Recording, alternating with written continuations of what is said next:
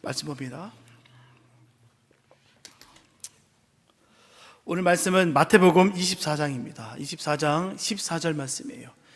마태복음 24장 14절 말씀입니다. 한 절인데 우리 한 목소리로 함께 합독하시겠습니다. 시작.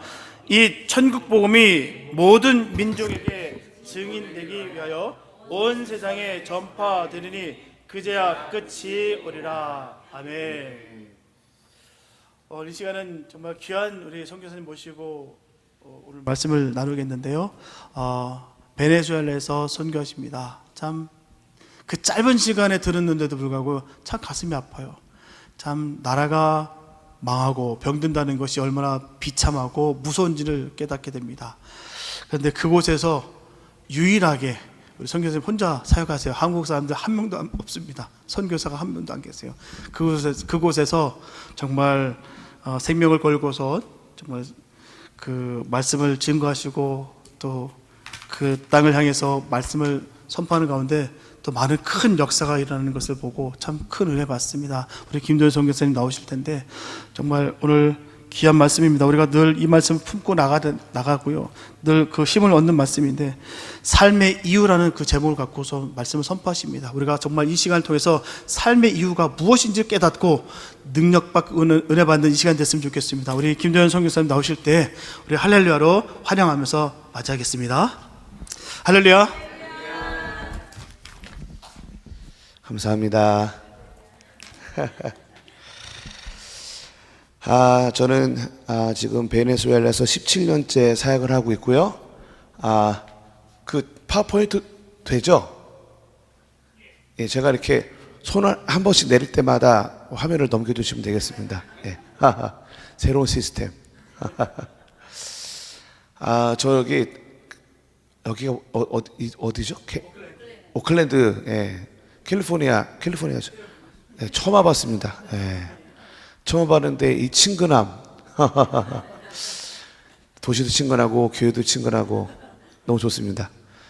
만난 지 이제 목사님이랑 만난 지 1시간 반 되는데 1년 반 된 것 같은 이 느낌은 그래서 오늘 함께 선교보고와 함께 말씀을 나누기 원합니다. 여기 예. 이렇게 하나씩 넘겨주세요. 이렇게. 예. 여기 보면은 이게 남미고요. 노란색 브라질 위에 베네수엘라. 베네수엘라는 남미의 가장 위에 위치한 나라입니다. 위에 동그라미가 까라카스 수도고요. 밑에 동그라미 뿌에르토 아자쿠초가 제가 살았던 도시입니다. 아마존에 들어가는 입구 도시예요. 뿌에르토 아자쿠초. 그 밑에 빨간색이 아마존입니다. 예. 김수성 선교사님이라고요. 제가 GMI에 속해 있는데 그레이스 미션 인터내셔널이라는 선교단체에 속해 있는데 최초의 순교자가 베네수엘라에 있습니다. 1986년도에 가셨다가 89년도에 순교하셨죠. 이분이세요. 네. 이분에 대한 자료가 많이 남아있지 않습니다. 아마존에는 19개 부족이 있는데 그 중에 이제 야노마미 부족을 만나러 가다가 배 타고 강에 올라가다가 배가 뒤집혀서 가서 순교하셨고요. 몇 시간 후에 10시간인가 몸을 찾았는데 삐라이나가 다 먹어서 이제 조금 남은 그 몸을 이제 무덤을 만들어 놨습니다. 여기 이제 김스테리라고 보이죠? 저 무덤입니다. 여기 있는 친구들이 야노마미인데요. 야노마미들은 지구상에서 유일하게 석기 시대 사람들이라고 말하는 부족입니다. 예, 우리가 이제 19개 부족 중에 야노마미 부족에 집중을 하고 있는데요. 가장 사역하기 힘든 부족입니다. 옛날에는 식인종이었고요. 야노마미는 숫자가 하나밖에 없습니다. 예를 들자면 예, 한 가지 예인데요. 숫자가 1밖에 없어요. 그러니까 여기는 지금 몇 명이 모인 거죠? 한 명이 모인 거죠. 야노마미 숫자에 의하면. 예. 그래서 저 무덤이 김수도 선교사님 무덤인데 끼임이 선교사님 이름이고요. 때리가 야노마미 언어로 마을이라는 뜻입니다.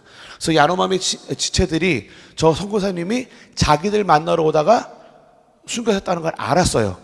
그래서 저 무덤을 만들어놨더니 무덤 주위에 모여서 저 김스테일이라는 마을을 만든 겁니다. 그래서 지금도 저 마을이 존재하고요. 이렇게 됐습니다.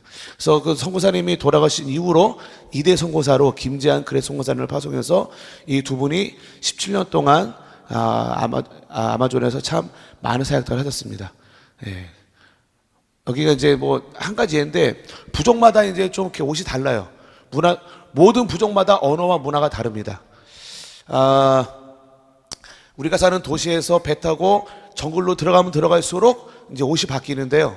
여기는 이제 배 타고 한 일주일에서 10일 정도 들어가면은 여자들이 위에를 안 입고 있습니다. 이렇게 치마 같은 거 입고 있는데 외부 사람이 들어오면 이거를 위로 이렇게 올려요. 예. 근데 더 깊이 들어가면 이제 끈 세 개를 배에다가 묶고 있습니다. 누드예요, 누드인데 그 끈을 안 하면은 창피해서 밖에 못 나가요. 우리가 보기에는 다 똑같은데 그 사람들은 안 똑같아요. 그래서 집안에서 괜찮은데 집 밖에 나갈 때는 반드시 끈 3개를 하고 나가야 돼요. 뭐 그러네. 아마존 선교는 이제 우리가 보통 경험할 수 없는 선교이기 때문에 제가 이제 몇 가지를 말씀을 드리는 겁니다. 저기 이제 영상이 보이죠? 저기 이제 예수님 형과 가져가서 틀어서 보여주고 뭐 그런 겁니다. 그래서 그 이대 선교사님이 많은 교회를 세우셨고 인디언 신학교입니다. 인디언 신학교로 세워서 사역을 했습니다. 이 친구들이 야노마미 부족입니다. 이제 이게 뭐냐면 우리로 말하면 귀걸이 같은 거. 저는 거를 이제 길이와 색깔과 뭐 이런 거에 따라서 얼마나 이쁘냐 안 이쁘냐 뭐 이런 거 이제 뭐 그런 거고요. 예. 이렇게 거의 정말 동물들처럼 살아가는 친구들입니다. 야노마미는 이렇게 집단으로 같이 거주하는데요. 저기 안에 들어가면은 외부인이 들어가면 죽습니다. 그래서 비행기 타고 정글을 다니다 보면은 저런 데가 보이면 저기가 야노마미들이 사는 곳이죠. 그러니까 이제 우리 은혜하는 교회 올라 목사님이 또 돌아가셨는데 그분이 40년 전에 이제 선교를 시작했을 때 하나님께서 정글에 있는 인디언들이 동물처럼 살아가는데 그들에게 교육시켜서 단 한 사람만이라도 구원을 시켜달라는 부탁을 하나님이 하셔서 그 말씀에 순종해서 정확하게 말하면 37년 전에 야노마미 베네수엘라 아마존 선교가 시작이 됐습니다. 예. 저렇게 이제 저 안에서 그렇게 살아가죠. 이분이 이제 저희 올로 목사님이신데요. 2년 전에 돌아가셨는데 배 타고 들어가다 보면 이제 일주일 10일 막 보름씩 들어가야 되거든요. 그 안에서 모든 걸 다 해결을 해야 돼요. 먹고 싸고 자고 뭐 그런 거를 배 안에서. 궁금하시면 와보시면 됩니다. 어떻게 해결하는지. 가다 보면 이제 이게 운 좋게 저런 거 걸리면은 거기서 요리해 먹고 막 그럽니다. 예. 저런 배 타고 이제 막 일주일씩, 막 10일씩 보름씩 갑니다. 그래서 저기 아주 오래 전에 아마 그 인디언 마을, 야노마을 마을 갔을 때 저 뒤에 목사님 보이시는데 그때 찍은 사진이죠. 예. 또 그런 식으로 이렇게 저희가 사역을 했는데 이게 베네수엘라 상황을 말하는 대표적인 사진입니다. 여러 사진이 있는데 시간상 베네수엘라 소식을 잘 접하지 못하시죠? 그래서 이제 베네수엘라 상황을 물어보면 이걸로 말할 수 있습니다. 망했습니다. 2,700만이었거든요. 인구수가. 근데 지금 한 공식적인 숫자로는 900만이 나갔고요. 비공식적으로는 1,200만이 정도가 나갔다고 합니다. 저기 이쪽 편이 콜롬비아고 저쪽이 베네수엘라인데 한때는 저기 이제 나갈 때 하루에 저 다리에서만 수천 명이 매일같이 빠져나가는 거예요. 저 지금 콜롬비아로 넘어가기 위해서 줄 서 있는 모습입니다. 어마어마하죠. 예. YTN 뉴스에 나온 건데 그래서 지금 뭐 베네수엘라는 뭐가 잘 안 굴러갑니다. 베네수엘라 한마디로 예를 하자면 한 달 월급 $30, 계란 한 판 $7. 네, 감이 오시죠? 예. 대학교에는 교수가 없고요. 주유소에는 기름이 없고, 은행에는 돈이 없고, 화장실에는 휴지가 없고, 뭐 그렇습니다. 그냥 다 없어요. 예. 그래서 이제 젊은 사람들한테 물어보죠. 젊은 사람한테 물어보면 젊은이들의 꿈은 그 나라를 떠나는 게 꿈입니다. 예. 정말 인간적인 눈으로 볼 때는 소망이 없어요. 한 달 전에 대통령 선거가 있었거든요. 네, 빨갱이가 다시 됐어요. 그래서 지금까지 30년간 사회주의였는데 5년 더 사회주의. 예. 그래서 소망이 없습니다. 그런데 하나님께서는 지금 베네수엘라 역사상 가장 큰 부흥을 주고 계십니다. 거기 몇 가지를 제가 나누도록 하겠습니다. 그래서 저희 가족이 2007년 1월 달에 파송을 받았습니다. 저희 애들 둘이 같이 갔는데 왼쪽이 딸, 오른쪽이 아들 이렇게 저희 네 가족이 아마존의 유일한 한국 사람으로 10년 동안 사역을 했습니다. 지금 이렇게 컸죠. 이게 최근에 찍은 사진인데 저렇게 컸습니다. 예. 그래서 지금 이제 딸은 18, 아들은 15살이 됐고요. 우리 딸은 2년 전에 아마존 선교사가 되기로 헌신했습니다. 예. 저도 사람으로 한 사람의 아버지로서, 한국 사람으로서, 좋은 교육을 시키고 싶죠. 저희 교회가 이제 LA에 있는 은혜하는 교회인데, 저희를 사랑하시는 많은 분들이 나이 드시고 이제 자녀들을 다 출가하고, 혼자 이렇게 부부가 쓸쓸히 살아가시는 분들 중에 우리를 사랑하시는 아마존까지 베네수엘라 오신 분들이 예레미야를 보내라. 그러면 교육 다 시켜주겠다. 그래서 그랬는데, 예레미야가 선교사로 헌신하는 바람에 아마존. 그날 제가 하나님께 했던 고백은 저는 선교사로서 더 이상 바랄 게 없습니다. 제 딸이 선교사로 헌신한 것에 대해서 더 이상 바랄 게 없습니다. 사실 저는 우리 애들이 영어 잘하고 잘 먹고 잘 사는데 별로 관심 없고요. 예.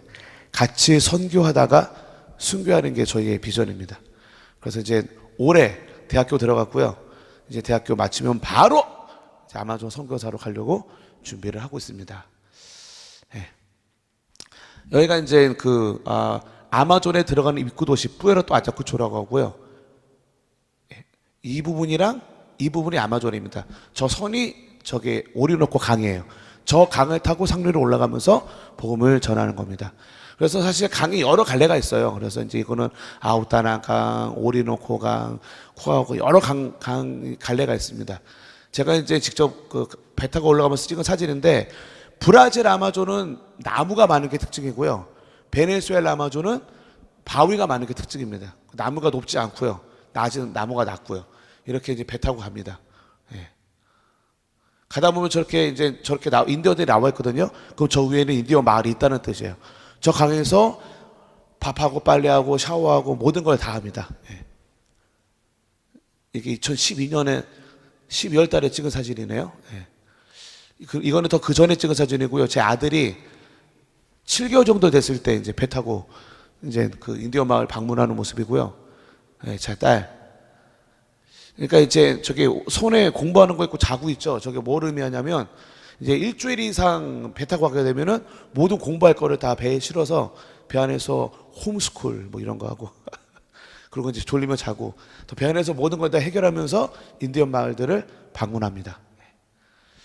이게 뭐냐면 정글에는 갑자기 비가 막 와요. 소나기 같은 거 오는데 굵기가 엄청 굵어요. 그거 맞으면 아픕니다.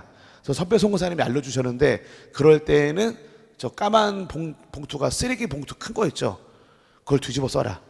그래서 지금 오른쪽엔 집사람, 왼쪽엔 저, 가운데는 우리 애들 둘이 써 있는 거죠. 예. 그래서 비가 지나가면 다시 벗고, 비 오면 다시 쓰고. 예. 이게 비싼 노하우인데 제가 공짜로 오다가 이렇게. 예. 이제 비행기도 타고 가고, 경비행기 타고. 예. 우리 아들이 좀 컸나요 이제? 예. 차 타고 가고. 그러니까 찻길이 이제 있는데 아스팔트 그런 건 없고요. 저런 데를 막 그냥 몇 시간씩, 10시간씩 버스 타고 차 타고 다니면서 선교를 하는 겁니다. 이제 이분이 모든 인디언 마을에는 두 사람의 허락을 받아야 됩니다. 추장, 무당. 두 사람이 이제 리더인데, 이 사람들 허락을 안 받으면은 그 마을에 들어갈 수가 없어요. 그래서 추장한테는 이제 필요하면 저렇게 이제 안경 같은 거 선물도 해주고요. 예. 그리고 이제 무당이 있다. 무당한테는 뭐를 해야 될까요? 안경으로는 안 통하고, 무당은 거기가 자기 나와바리예요. 그런데 갑자기 우리가 가면은 걔가 나라와를 잃어버리기 때문에, 그래서 이제 영적 정쟁을 해야 됩니다. 이제 영화에서 나오는 그런 거. 예를 들어서 쉽게 말하면, 무당이 병을 고쳤어. 근데 우리는 병을 못 고치면, 인디언들은 이제 언어가 없으니까 하나님 살아계십니다, 성경 공부합시다 이런 게 안 통해요. 하나님 살아계시면 직접 보여줘야 돼요. 되게 원시적이거든요. 인디언들은 우리가 당신은 사람밖에 태어나서 그런 거 안 통하고, 하나님 살아계셔. 네 하나님 보여봐.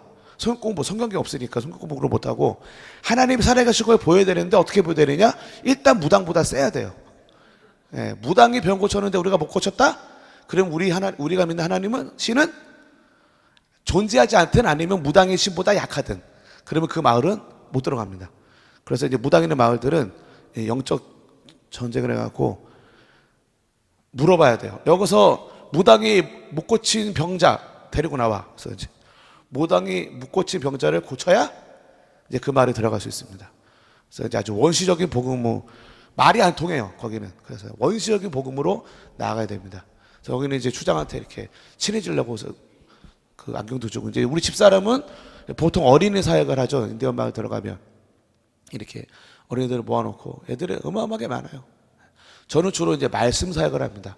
말씀 사역과 찬양 사역을 하죠. 예. 이게 지금 한 마을이 아니고 지금 여러 마을을 지금 한꺼번에 보여주는 거예요. 예. 아마존에는 좀 이따 보여드리겠지만 500개가 넘는 인디언 마을이 있고 19개 부족이 있기 때문에 이게 참 사역하기가 힘듭니다. 예를 들어서 그러니까 이대 선교사님이 왜 나갔냐면요, 한 19년 전에 차베스 대통령, 이 베네수엘라 전 대통령이 있었을 때 그 대통령의 모든 선교사들을 다 추방시켰습니다. 그래서 이대 선교사님이 갑자기 나가게 된 거예요. 그래서 그분은 파나마로 가셨고 제가 3대 선교사로 가게 된 겁니다. 사실 저는 그 중국 가려고 준비하고 있었거든요. 그래서 오랫동안 중국에 방문하고 중국어 공부하고 그랬는데 갑자기 이제 정작 선교로 떠날 때쯤 하나님이 베네수엘라를 가라서, 저는 그때 베네수엘라가 어디 있는지 몰랐어요. 아무런 관심이 없는, 라틴 문화는 아무런. 예. 근데 이제 가라고 했던 이유 중에 하나가 제가 선교사로 나올 때쯤은 엄청나게 많은 한국 선교사들이 중국에 갈 때였거든요. 그러니까 하나님 하셨던 말씀이, 도연아, 너 안 가도 중국에 갈 사람 많어. 그러니까 너는 지금 당장 베네수엘라 가라. 왜냐하면 지금 추방당하니까 선교가 연결되기 위해서는 누군가 지금 당장 갔어야 되는데, 저희 원로 목사님이 정말 전 세계를 다 다니시는데 그때 하셨던 간증에서 당신이 다녔던 곳 중에 가장 힘든 곳이 베네수엘라 아마존이었대요. 그래서 그 얘기 듣고 조금 부담되더라고요. 저 가기 싫어서 버티고 있었는데 하나님이 기억나게 하셨던 게, 야, 너 선교사 헌신할 때 어떻게 기도했어? 물어보시길래 제가 생각해봤더니 이렇게 기도를 했더라고요. 하나님, 아무도 가려고 하지 않은 곳에 보내주시옵소서. 그래서 아마존을 갔다는 슬픈 이야기가 있습니다. 예. 그래서 이제 아마존을 가게 됐죠. 생각지도 못했던. 그래서 저는 가면 이제 아이들 찬양 사역, 찬양 가르치고 말씀 가르치고 하는 사역입니다. 저희가 이제 연합 찬양팀이 있었는데 그 차에 싣고서 막 온 그 인디언 마을들을 다 돌아다녀요. 저희가 이제 그 인디언 마을에 도착하면 그 인디언 마을은 그날은 이제 잔치하는 날입니다.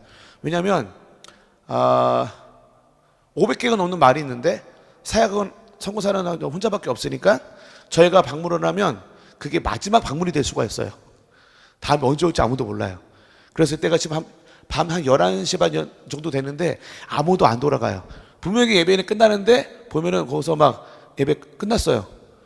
근데 한 새벽 1시까지 찬양 다 끝나는데 지들끼리 계속 이렇게 춤추면서 찬양하고 하는 거예요. 예. 그래서 모든 인디언들은 누군가를 기다립니다. 근데 선교사들이 다 떠났기 때문에 혼자 남아갖고 그 500개 마을, 그 500개 마을을 방문하는 게 10년 동안 살면서 500개 다 못 돌았어요. 왜냐하면 거기는 차가 있는 것도 아니고 전차 타고 다니는 것도 아니고 다 배 타고 다니는 거니까 마을 하나 방문하는데 때로는 막 보름씩 배 타고 들어가고 막 그래야 되거든요. 예. 근데 보름보다 더 깊은 곳에 있는 마을은 못 가봤습니다. 그 500개 마을을 다 돈다라는 건 보통 일이 아닌데 선교사들 많을 때도 힘들었지만 다 떠나고 혼자 남아서 사역하기가 참 쉽지가 않았습니다. 정글에도 아마존에도 간식 같은 게 있어요. 이게 이제 가장 유명한 까사베라는 간식, 누룽지 같은 거예요. 누룽지. 맛이 없어요. 맛이 안 나요. 그래서 그럴 때는 저기 개미 보이죠? 저게 개미예요. 개미가 엄청 커요. 저 개미를 같이 먹어요. 그러니까 저 까사베를 한 입 먹고 저 개미를 탁 씹으면 배가 탁 터지면서 알싸한 맛이, 그 쌀쌀빛 같은 그 핫소스 같은 게 이렇게 그래 탁 터지죠. 그래서 저게 이제 가장 인디언들이 좋아하는 그 간식 중에 하나입니다. 누룽지 한 입 먹고 개미 한 마리 먹고. 다른 간식 뭐 개구리 이런 건 너무 이제 흔해가지고. 문제는 얘예요. 문제는 얘. 군뱅이 한국말로. 아마존에 있는 군뱅이 크기는 상상을 초월합니다. 예. 진짜 막 이만한데, 예. 군뱅이. 요즘엔 잘 못 보죠. 근데 아마존에서는 저게 되게 귀한 음식이에요. 그래서 우리가 이제 딱 가면은 굳이 안 그래도 되는데 인디언들이 열심히 나무 같은 데 가서 파갖고 이거 저렇게 다 갖고 와요. 그래서 갖고 와서 우리한테 대접을 하면은 인디언인들이 우리를 삥그랗게 둘러서 이렇게 큰 눈으로 쳐다봅니다. 먹나 안 먹나. 근데 저걸 우리한테 주는 이유는 친구하자는 뜻이거든요. 그러니까 저걸 안 먹으면은 나 너랑 친구 안 해. 그러면 이제 거기는 선교 끝나요. 반드시 먹어야 돼요. 사실 이거는 오리지널 사진이 아닌데 자세히 보면은 좀 납작하죠. 왜냐하면 우리가 친해지고 난 다음에 내가 부탁했어요. 야, 좀 데펴 와라. 그래서 데펴 와서 좀 납작한데 처음 갔을 때는 통갈 빵빵하니 이따만한 거 막, 예. 그런 거 갖고 와서 이제 먹어야 되는데 사실 저게 제가 생각하면서 가장 힘든 것 중에 하나였습니다. 너무 힘들어요. 예. 그런데 이제 선교사 사회에서는 어떤 얘기가 있냐면요. 선교사 자녀를 활용하라. 뭐 이런 얘기가 있어요. 그래서 제가 못 먹을 때에는 따단 아들한테 줬죠. 저희가 이제 인디언들한테 양해를 구해요. 내가 이거 정말 좋아하는데 나 혼자 먹으면 아들이 삐진다. 왜냐면 아들은 어렸을 때 저거 진짜 간식으로 알았기 때문에. 그래서 내가 정말 미안하지만 내 아들을 좀 줘야 된다. 요 핑계로다가 제가 안 먹고 항상 아들을 이렇게 줬었죠. 네. 그런데 문제는 지금 아들이 커가지고 저게 간식이 아니라는 걸 알게 돼갖고 요즘은 잘 안 먹으려고 그럽니다. 어려워요. 진실을 알아버렸어요. 네. 그렇습니다. 네. 다음은 이게 이제 타란투라. 독거미 엄청 큰 거 있죠. 저 인디언들이 요리하는 방법이 있어요. 독 빼고 막 하는 거. 그냥 먹으면 죽고요. 인디언들이 요리해 주는 걸 먹어야 돼요. 사실 그 다음 사진이 있는데 저거다 먹고 다리만 살짝 나온 거. 근데 그거는 이제 노인과 인산부의 그걸 위해서 제가 뺐는데, 예. 우리 딸이 제일 좋아하는 거는 저 타란투라. 참 좋아했죠. 이거는 이제 제가 제일 좋아하는 거. 악어고기. 예, 악어를 이렇게 딱 이제 요리하는 방법이 있습니다. 언젠가 아마존에 놀러 오시면 저 집사람이 이렇게 악어고기 이렇게 쫙, 예.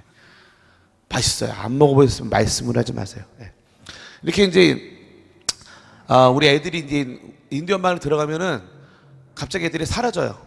아침 9시부터 우리가 저녁 9시까지 사역을 하기 때문에 밤 9시에 사역 끝나고 애들을 불러요. 애들아! 그럼 애들이 이제 그 기저귀만 차고, 그냥 인디언들이랑 하루 종일 노는 거예요. 완전히 정말 얼굴 막 까무잡잡한데 맨발에 기저귀 차고 오른쪽에는 바나나 끌고 걸어서 이렇게 나타나죠. 예. 그래서 이제 우리 애들은 어렸을 때부터 이렇게 인디언이랑 같이 살았는데 저기 안에 자세히 보면은 인디언들마다 이제 부족마다 집의 모양이 달라요. 이거는 피에로아 부족이라는 데거든요. 안에 가보면은 그 식기가 숟가락 5개, 밥그릇 5개, 냄비 하나. 이게 다예요. 없어요. 아무것도 없어요. 근데 이 사람들이 얼마나 행복하고 즐겁게 사는지 몰라요. 이 사람 크리스천들이거든요. 그래서 가끔 단기팀들이 이렇게 베네수엘라 살 수 이제 단기팀이 잘 안 와요. 17년 동안 제가 2번 받아봤는데 안 와요. 근데 이제 한 번은 그 까라카스의 한인교회 10대들이 왔는데 얘네들 사는 거 보고 충격받아가지고 핸드폰도 없고 컴퓨터도 없는데 자기들보다 100배 행복하게 살아가는 모습 보면서 도대체 비결이 뭐냐. 예. 사실 제가 이제 미국에 아주 가끔 오는데 올 때마다 느끼는 게 불쌍하다. 저기 인디언 지체들이 훨씬 더 행복하다. 숟가락 5개, 밥그릇 5개밖에 없는데 인디언 크리스찬들이 미국에 있는 크리스찬들보다 훨씬 더 행복하게 살아요. 이유가 뭔지 아세요? 본질의 목숨을 걸기 때문에 그렇습니다. 비본질이 너무 많아요. 미국에 올 때마다 비본질의 목숨 거는. 예. 저는 이제 은혜하는 교회 LA에 있는 거기 섬기는데 올 때마다 느끼는 게 왜 비본질에 저렇게 목숨을 걸까? 왜 저러고 사나? 그래서 저번 주 금요일날 금요철학 때 설교를 어마어마하게 세게 했죠. 예. 그래서 좀 안타깝습니다. 잘 사는 것 같은데 한국과 미국이 외형적으로 잘 살지만 영적으로는 죽어 있는. 왜냐하면 비본질 때문에 본질을 잃어버리고 사는. 근데 저 친구들은 삶이 엄청 단순해요. 어마어마하게 단순해요. 전기도 안 들어오니까 해 떨어지면 자면 되는 거고, 해 뜨면 일하면 되는 거고, 그냥 뭐 나가서 이제 뭐 고기 구워 잡아 먹으면 되는 거고. 근데 너무 행복해요. 왜냐면 비본질은 하나도 없는데 본질은 갖고 있기 때문에. 복음입니다, 복음. 본질은 복음이고요. 복음이 있으면 아마존에서도 행복하고, 복음이 없으면 여기서도 힘듭니다. 사실 제가 이제 4년 전에 미국에 왔을 때, 작년 말고 그 전에 5년 전에 미국에 왔을 때 너무 깜짝 놀란 게, 공항에 화장실에 들어가서 물을 틀었는데 막 물이 막 나오는 거야. 좀 깜짝 놀랐어요. 왜냐면 제가 이제 10년 동안 아마존에서 살고 이제 7년째 베네수엘라에 살고 있는데, 베네수엘라 까라카스 수도에서 살고 있는데, 지금은 아니지만 그때 당시만 제가 까라카스이지만 살았던 집에 물이 하루에 30분 나왔어요. 30분. 물이 하루에 30분 나오면 어떤 일이 벌어지는 줄 아세요? 저 집사람이 물이 나오면 소리를 지르기 시작하는데, 설거지, 샤워, 청소 소리를 지르면 우리 온 가족이 뛰어다니면서 30분 만에 설거지하고 샤워하고 청소를 다 끝냅니다. 믿거나 말거나. 그래서 저는 물에 되게 민감한데, 미국 와서 물을 틀었는데 물이 계속 깜짝 더 놀라운 건 따뜻한 물이 나와서 정말 너무 충격받았습니다. 내가 진정해, 난 한국 사람이야. 난 한국 사람이야. 막 그랬었는데, 외형적으로 볼 때는 참 너무 좋아요, 정말. 그런데 너무 불쌍해요. 비본질은 많은데 본질이 없어갖고 너무 이상하게 살아가는 모습들을 미국이나 한국에 갈 때마다 항상 느낍니다. 그때만 하나 저 친구들이 기억나요. 아무것도 없어요. 너무 행복해. 왜요? 복음을 갖고 있거든요. 나머지는 없어도.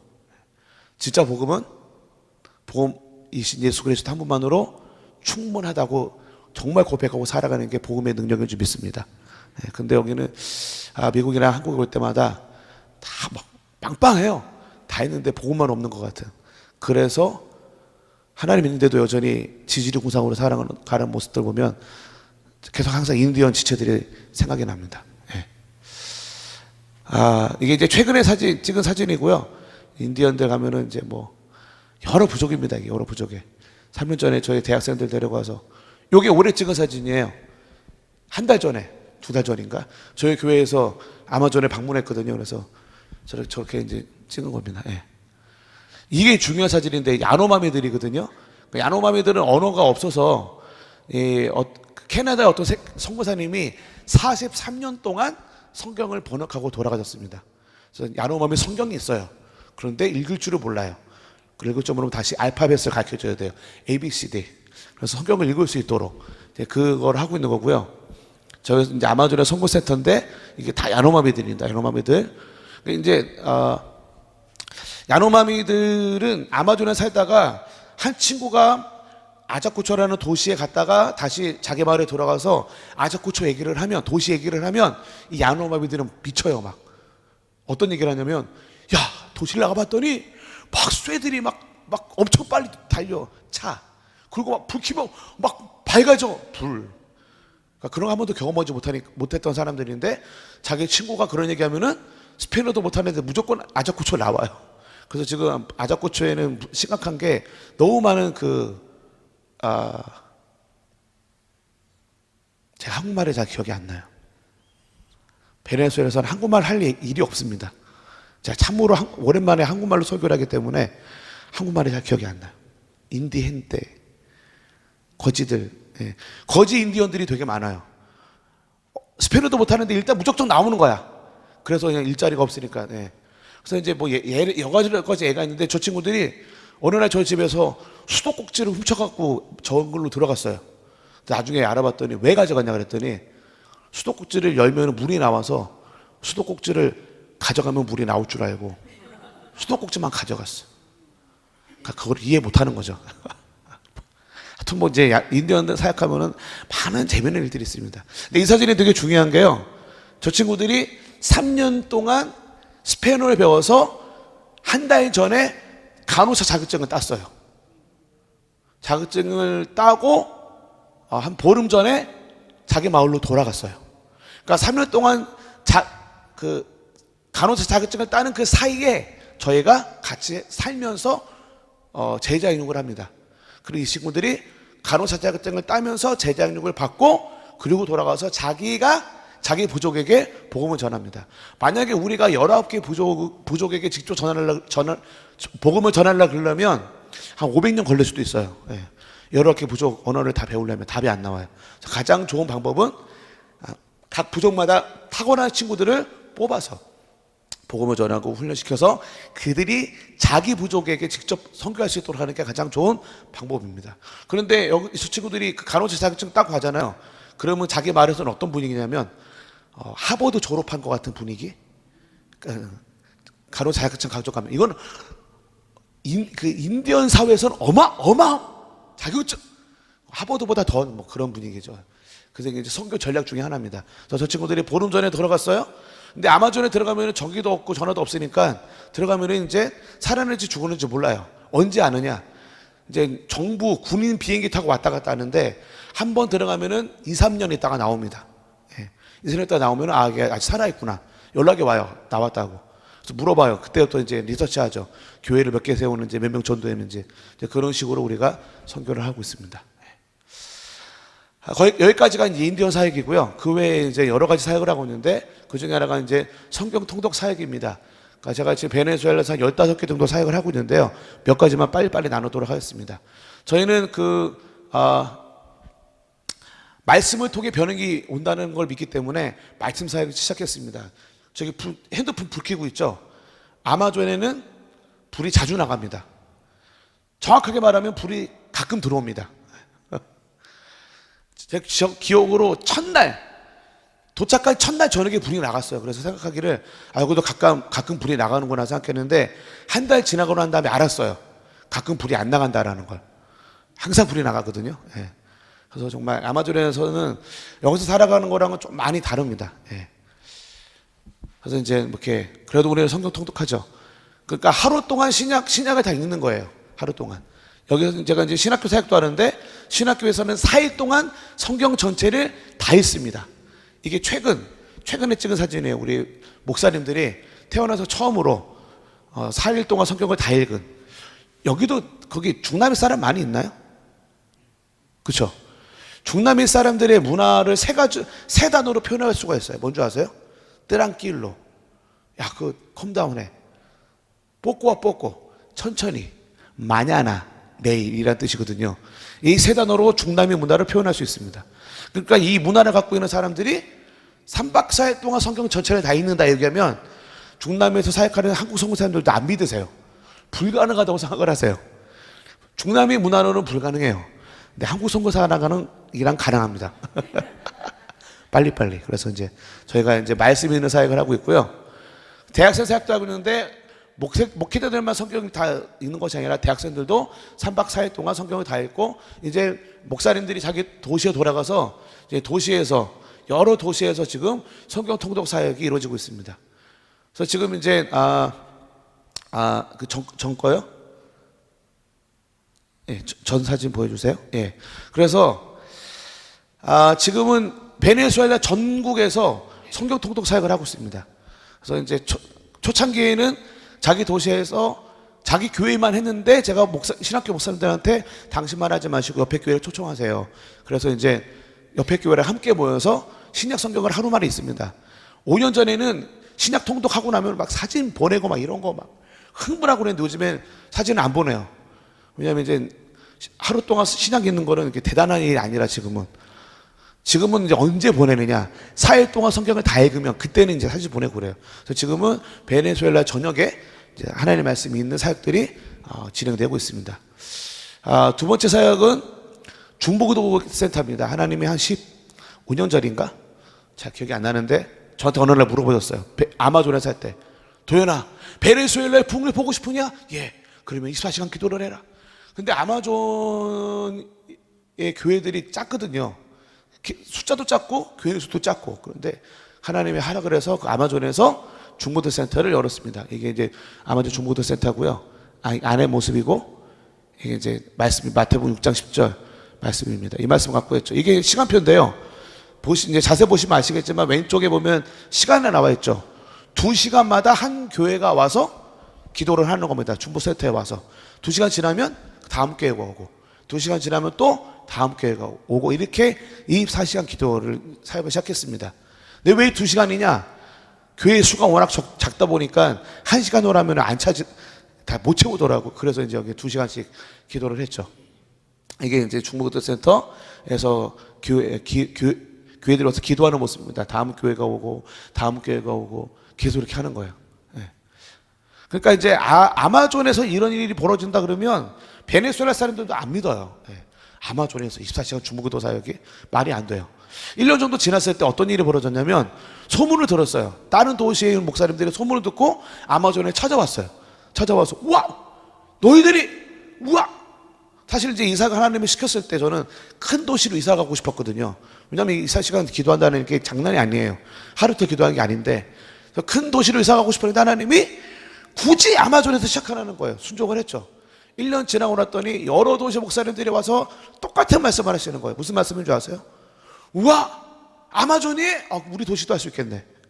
그제서 이해를 했어요. 왜 굳이 하나님께서 아마존에서 시작하고 싶으셨는지. 왜? 아마존에 하면 다 하는 거예요. 절대 핑계 못 대요. 그래서 이제 그 소문을 듣고 시우다 볼리바라는 도시에서 제가 이제 집회를 했는데 그때 많은 목회자들이 모여서 이 비전을 받아들였고 같은 날 어떤 자매가 이 장소를 줬는데 이 장소가 완전히 그 도시의 중심 노른자에 있는 곳입니다. 근데 너무 더러웠어요. 그래서 다음 날부터 한 교회가 아니고 여러 교회 성도들이 모여서 청소를 하기 시작했죠. 열심히 청소를 해서 페인트도 칠하고 이렇게 쫙 바뀌었습니다. 들어온 입구도 되게 그 다음에 그 조그만 살롱이 2개가 있었는데 벽을 터서 살롱을 이제 하나로 만들어서 이렇게 됐습니다. 그 다음 날부터 여기는 이제 도시가 큰 도시니까 계속해서 여러 교회들이 이게 한 교회는 한 교단이 아니고 초교파로 여러 교회, 여러 교단들의 교회들이 와서 계속 이렇게 기도를 하는 겁니다. 네. 그래서 이제 이분들한테 얘기하기를 처음에 3개월 12시간 오전에 기도하면 그 다음에 저녁에도 밤에도 기도해서 24시간 기도를 하자. 그랬더니 이분들이 3개월 동안 12시간 기도를 너무너무 잘 마쳤어요. 그리고 저한테 연락이 왔습니다. 송사님 우리 이제 3개월 동안 12시간 기도했으니 이제 정말 24시간 기도하기 원합니다. 그래서 저를 잘 초청을 했죠. 얘가 그 도시에 있는 스테디움인데 한 7,000명 8,000명 크리스찬들이 다 모였어요. 그래서 그날 말씀을 전하고 그 다음 날부터 그 다음 날이 언제냐면 2016년 1월 25일부터 24시간 기도를 하는데 365일 맨 밑에 아스타케 그리스도벤가라는 뜻 무슨 뜻이냐면요. 주님이 다시 오실 때까지. 그러니까 지금 2016년부터 지금이 2024년이니까 8년 됐죠. 8년. 팬데믹 때도 안 쉬었습니다. 그러니까 지금 8년째 24시간 기도를 하고 있는데 이 얘기를 하면 지금 중남미에 한국 성도 사람들이 한 1,000명이 있는데 아무도 안 믿더라고요. 이거는 그러니까 4일 동안 성경을 다 읽는 거하고는 차원이 다른 이야기예요. 정말 그 책임감 없고 맨날 내일로 미루는 남미 사람들이 8년째 연합으로 24시간 기도하고 있다는 건 어마어마한 일입니다. 그러니까 지금 베네수엘라가 엄청 어렵다 그랬죠. 소망이 없는데 베네수엘라 사상 가장 큰 부흥이 일어나고 있습니다.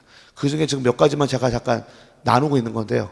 그래서 지금 하나님께서 이 일들을 통해서 베네수엘라의 어마어마한 일들을 하고 있습니다. 그래서 말씀을 통한 부흥, 말씀을 통한 변혁, 기도를 통한 부흥, 이 두 가지가 베네수엘라 사역의 베이스입니다. 이렇게 열심히 우리가 기도를 하고 있습니다. 근데 사람들이 또 의심을 해요. 어떻게 24시간 기도를 해? 밤에 위험하잖아. 밤에는 어떻게 하냐면 아침 7시부터 저는 7시까지 1시간씩 한 교회가 중보센터에 와서 기도하는 거고요. 일주일에 1시간씩. 그래서 얘기하죠. 일주일에 1시간 기도하는 게 어려울까요? 쉬울까요? 만약에 그걸 어렵다 그러면 전 얘기하죠. 그럼 교회를 닫아라. 그건 교회가 아니다. 이렇게. 그러니까 한 교회가 24시간 8년 기도하는 건 거의 불가능해요. 그런데 연합을 하면 그 도시가 24시간 기도하는 건 너무 쉽습니다. 왜요? 한 교회가 일주일에 1시간만 기도하면 되거든요. 오전 시간에. 근데 밤에는 어떡하죠? 위험하잖아요. 그죠? 베네수엘라가 전쟁에 있는 나라를 제외하고 총기 사고로 가장 많이 죽는 도시가 제가 살고 있는 까라카스거든요. 예. 그렇기 때문에 위험해서 어떻게 하냐? 밤 7시에 와요. 그래서 한 교회가 그 교회가 철야를 해요. 다음날 아침 7시까지. 예. 그래서 이제 오전에 12시간은 교회들이 릴레이로 기도를 하고 밤에는 한 교회가 철회를 하고 이렇게 24시간 기도를 합니다. 그래서 이 도시는 지금 190개 교회가 모여서 기도하고 있거든요. 그러니까 190개 교회가 모여서 기도하면 24시간 기도하는 건 아무것도 아니에요. 이게 바로 연합의 능력입니다. 그래서 하나님은 지금 이 사역을 통해서 어떤 일을 하셨느냐, 이게 이제 시간표인데 철야 시간표예요. 그래서 지금은 이제 사실 팬데믹 전에는 12개 도시에서 있었는데 팬데믹 때 많이 닳았다가 지금 다시 새롭게 오픈하고 있습니다. 지금 그래서 이렇게 여러 도시에서 중보기도 센터가 이어지고 있습니다. 그래서 베네수엘라의 기도를 통해서 하나님이 엄청난 부흥을 주고 계시는데 그것 중에 지금 몇 가지만 지금 제가 나누고 있습니다. 다음 사역은 신학교입니다. 모든 사역의 베이스가 이제 신학교인데요. 신학교에는 지금 130명의 초교파 목사님들이 담임 목사님들만 들어올 수 있습니다. 새벽기도 다시 시작하는데 4개월마다 일주일 합숙을 합니다. 일주일 합숙. 새벽기도 2번 늦으면 잘립니다. 또 이게 중남인문에서 또 어려운 건데 우리 훈련을 제대로 해야 되니까 늦으면 잘라버려요. 여기는 이제 막 대단하신 목사님들도 많이 오거든요. 뭐 총회장도 오고 뭐 어떤 뭐 교단의 회장도 오고 뭐 대형교회 목사님도 오고 근데 다 필요 없어요. 오면은 오늘부터 당신들은 학생이다. 막 그러면서 이제 오리엔테이션 때 엄청나게 세게 하는데 매 3개월마다 1주 그렇게 2년을 합니다. 그렇게 이제 신학교 이제 새벽기도 하는 모습이고요. 새벽기도 할 때 이제 나와서 이렇게 다 통성기도 하는데 여기 한 교단은 방언을 인정하지 않는 교단인데 너무나 슬프게도 그 교단 목사님들이 오셔갖고 대부분 다 방언을 받고 가셔갖고 좀 마음이 좀 어려우신 분들이 있는데 그렇습니다. 예. 새벽에 우리 1시간 동안 통성기도 하거든요. 여기 대단하신 목사님들이 오시는데 현실은 5분을 기도 못한다는 거. 기도에 대해서 설교는 잘했는데 기도는 못한다는 거. 그래서 제가 신학교에서 제가 엄청나게 세게 훈련을 하고 막 강의를 하거든요. 그래서 1시간 기도 못하면 기도 설교하지 마. 막 이렇게 얘기합니다. 이제 제가 첫날 오리엔테이션 때 얘기해요. 성경 100번 읽은 사람 손 들어보세요. 아무도 안 들어요. 80번, 60번, 40번, 20번, 예. 아직 내가 20번 이상 읽은 사람 못 만나봤는데, 그때부터 제가 이제 갈구기 시작하죠. 나는 지금까지 성경을 130번 정도 이상 읽었는데, 나라 주도자 복음을 잘 모르겠다. 근데 당신들은 성경을 20번도 안 읽고 복음을 전하는 당신들은 누구냐? 그때부터 이제 막 2년 동안 막 박사를 내고 이제 그때 이제 은혜를 받아서 변함없이 목사님들이 지금 베네수엘라 전국에서 지금 콜롬비아에서도 목사님들이 오셔서 이렇게 훈련을 받고 있습니다. 저녁마다 제가 이제 밤마다 저녁 집회 인도를 해요. 한 2시간 정도. 그래서 새벽 5시부터 밤 10시까지 목사님들을 훈련합니다. 일주일 동안 같이 살면서 2년 코스로 죽어. 네. 지금 각이 드는 모습이고요.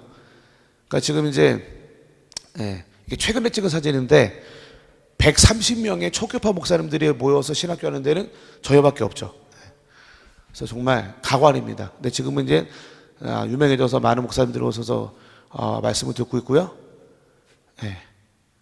뭐 지금까지 이제 4기, 5기가 함께 공부를 하고 있습니다. 저희 선교센터인데 선교센터에 수영장이 있거든요. 이제 쉬는 시간에는 수영도 하고 뭐 그렇습니다. 이게 단체 사진 찍은 모습이고요. 최근에 찍은 단체 사진 모습입니다. 졸업식 모습이고요. 다 이런 식으로 이제 뭐 신학교 사역을 하고 있습니다. 이제 마지막 나눌 게 이제 대학생 사역인데 에스쿠엘라 리더러스 글로벌, 에스쿠엘라 리더러스 글로벌 리더십 스쿨이라는 거를 하고 있습니다. 왜냐하면 지금 베네수엘라 청년들의 꿈이 뭐라 그랬죠? 나라를 떠나는 거. 정말 소망이 없어요. 근데 하나님이 5년 전에 이 학교를 세워서 크리스천 리더들을 일으켜라. 왜냐하면 지금 베네수엘라는 30년째 사회주의인데 이유가 뭔지 아세요? 이 정부, 사회주의 정부가 30년 전부터 대학생들을 한국말로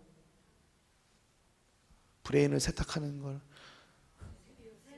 세뇌교육을 시켜갖고 가장 좋은 대학교들을 세뇌교육을 시켜서 그 똑똑한 대학생들이 대학교에서 사회주의를 배웠어요. 좀 더 냉정한, 좀 더 깊이 얘기를 하면 지금 남미의 반 이상이 사회주의 빨간 나라거든요. 이유가 뭔지 아세요?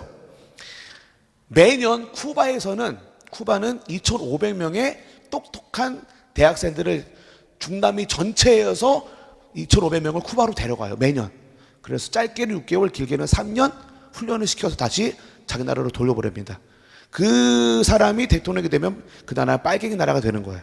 그래서 쿠바의 비전은 중남미를 다 빨갛게 만드는 거. 지금 아주 잘하고 있죠. 지금 반 이상의 지금 중남미가 빨갱인데, 지금 베네수엘라 현 대통령도 쿠바에서 3년 동안 훈련받고 온 친구입니다. 그 사람들은 진리가 없는데 믿음이 있어요. 사회주의로 세상을 바꾸자고. 근데 우리는 진리도 있고 성령님도 있는데 아무것도 안 하고 있죠. 그러니까 30년 동안 사회주의는 너무 일을 잘했어요. 그래서 지금 베네수엘라가 이 모양 이 꼴이 된 겁니다. 그런데 그 30년 동안 교회는 아무것도 안 했어요. 사실 이거에 대한 책임은 정부에 있지 않고 교회에 있죠. 그래서 하나님이 오는 전에 이 학교를 세우라 그래서 80명의 전국에 있는 크리스찬 대학생들을 데리고 와서 3개월 동안 합숙을 합니다. 3개월. 새벽 5시부터 밤 10시까지 3개월. 정말 죽어요. 그런데 애들이 3개월 하고 나면은 은혜를 받는 게 아니라 개조가 돼요. 개조가. 그래서 이제 그 대학생 사역 사진들을 좀 보면요. 네, 넘겨주세요. 영상입니다. 영상 한번 볼까요? 그 소리가 들려나 모르겠네. 그 영상을 보면 더 이해가 빠릅니다. 음향이 안 되나요? 그렇군요. 그럼 넘어갈게요. 네. 영상이 있는데 하여튼 이렇게 3개월 동안 새벽 5시부터 3개월 동안 새벽 기도를 2번 늦으면 잘려요. 안 나오는 게 아니라 2번 늦으면. 얼마나 빡센 줄 아시겠죠? 그래서 얘가 첫 오리엔테이션 할 때 네이비실 영상을 보여줘요. 네이비실 훈련 받는 영상 있죠. 다 보여주고 난 다음에, 그러니까 첫 멘트가 오리엔테이션 때 이렇게 얘기합니다. Welcome to die. 그 애들이 저 뭔 소리야? 그랬는데 한 달이 채 되기 전에 Welcome to die가 진실이라는 걸 알게 되죠. 그리고 두 번째 그 네이비실 영상을 보여주고 우리 이런 거 한다. 그래서 정말 새벽 5시부터 밤 10시까지 하루 종일 영성, 새벽기도, 말씀, 복음, 성경적 세계관을 그 저녁마다 제가 집회를 막 인도하고 막 그렇습니다. 이게 새벽기도하는 모습이거든요. 예. 음성이 안 나오도 한번 볼까요? 예, 제가 설명해 드릴게요. 플레이가 안 되나요? 그 영상이었는데.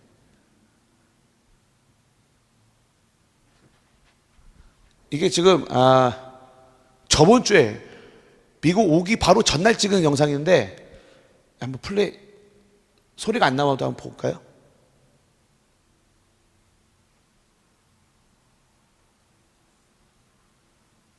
예. 제가 이제 1시간 동안 통성기도 하거든요, 새벽에. 목사들도 못하는데 애들은 당연히 못하죠. 근데 한 달이 되기 전에 웬만한 애들은 싹 다 방언받고 1시간 기도를 너무 쉽게 해요. 1시간이 지나고 나면 제가 얘기를 하거든요. 제가 찬양을 해요. 그럼 끝나는 건데, 애들이 이제 보통 2주, 3주 정도 지나고 나면 제가 찬양을 하면은 처음에는 5분도 기도 못했던 애들이 찬양을 하면 이렇게 막 짜증내면서 얼굴을 타면서 왜 벌써 끝나냐? 네 시계를 봐라. 애들이 깜짝 놀라. 1시간이 지났네. 그래서 이제 제가 밤마다 제가 집회인도 하거든요. 2시간 찬양인도 하면서 2시간, 3시간 하는데 보통 10시에서 10시 반, 늦게 11시 끝나요. 10시 반이나 11시 끝나면 그만해야 되잖아요. 딱 끝나고 나면 애들이 쳐다봐요. 설마 지금 끝난 건 아니겠지? 이렇게 쳐다보면 나 지금 끝난 거 맞아. 이렇게 그 애들이랑 딜을 하죠. 우리 1시간만 더 합시다. 안 된다. 내일도 수업 있으니 30분만 더 해라. 그러면 50분만 더 합시다. 밤마다 싸우죠.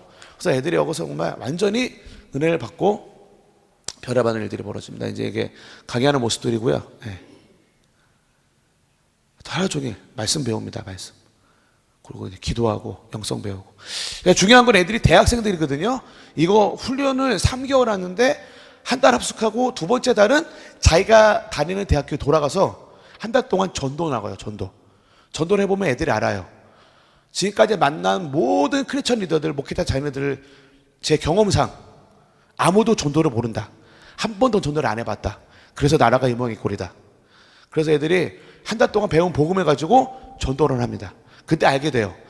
자기를 전도를 한 번도 안 해봤구나. 근데 제대로 된 복음을 전하면 진짜 바뀌는구나.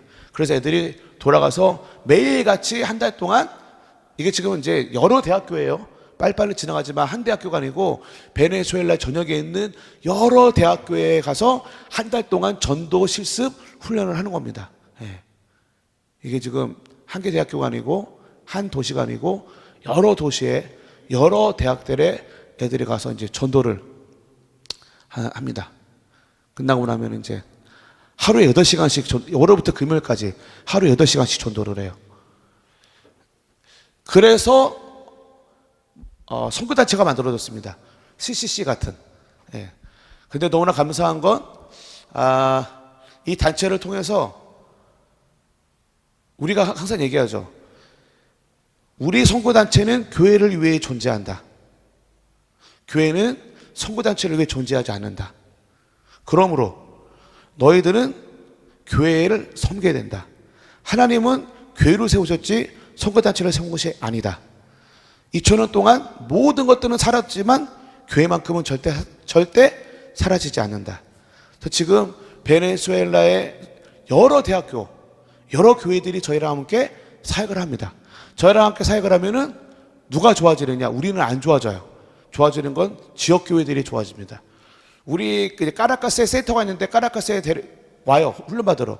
훈련받고 돌아가서 자기 교회에서, 자기 대학교에서 전도를 해서 전도하는 애들을 다 자기 대학, 자기 교회에 데려갑니다. 그래서 이 사역을 하는 지역 교회들은 다 부흥을 하고 있습니다. 저희 교회도 이거 한 2년, 1년 반, 2년 됐는데 저희 교회 대학생이 7명 있었어요. 1년 반 전에. 지금은 교회 성도의 반 이상이 대학생들입니다. 대부분 다 초신자들. 왜냐면 우리 저 3개월 훈련받은 애들 중에 이제 휴학하고 매일같이 전도 나가는 애들이 있어요. 걔네를 통해서 이렇게 됐죠. 그래서 지금 우리가 기도하는 것은 베네수엘라에 있는 모든 교회들이 대학생 사역하는 것. 그래서 대학생이 바뀌면 나라가 바뀌기 때문에 이 비전을 갖고 우리가 사역을 하고 있고, 이게 이제 콜롬비아에 와서도 이제 훈련받고 돌아가서 콜롬비아의 세계 대학교에 지금 사역이 진행되고 있습니다. 근데 중요한 것은 다시 한번 말씀드리지만 선교단체는 교회를 위해 존재합니다. 하나님은 선교단체를 세우지 않으셨습니다.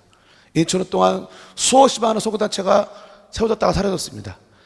끝까지 사라지지 않을 딱 하나가 있는데 그것은 바로 교회입니다. 그래서 우리는 철저합니다. 교회랑 부딪히면 무조건 교회 우선. 그래서 선교단체가 교회를 섬깁니다. 그래서 선교단체 사람들이, 교회들이 우리한테 보내면 우리가 돈 들여서 쎄 빠지게 훈련시키고 다시 걔네들이 자기 교회에 돌아가서 자기 도시에 있는 대학 가서 전도를 하고 전도한 사람들을 우리한테 보내는 게 아니라 자기 교회로 데려갑니다.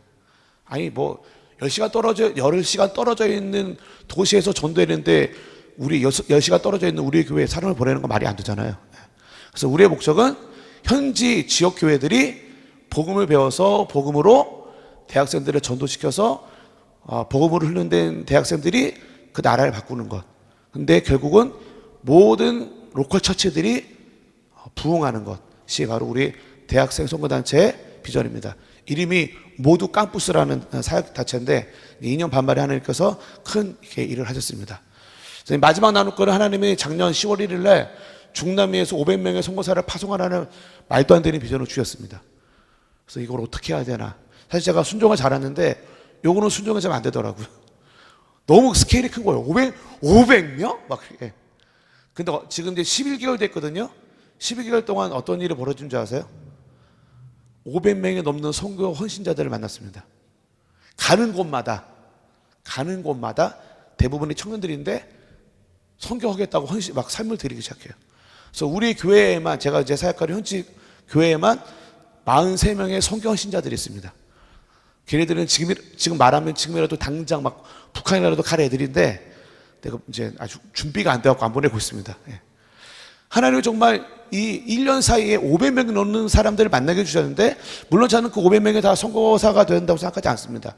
그 중에는 뭐 이제 감정적으로 분위기 휩쓸려서 하는 애들도 있을 테지만, 정말로 그 중에 선교할 아이들이 또 있다고 생각합니다. 정말 그 아이들을 놓치는 건 이건 죄악이다 생각을 해서 내년에 선교사 학교를 세우려고 준비를 하고 있습니다. 선교사 학교에서는 지금 제가 생각하고 있는 신학교와 3개월 합숙하는 거 훈련보다 10배 정도 강하게 훈련을 시켜서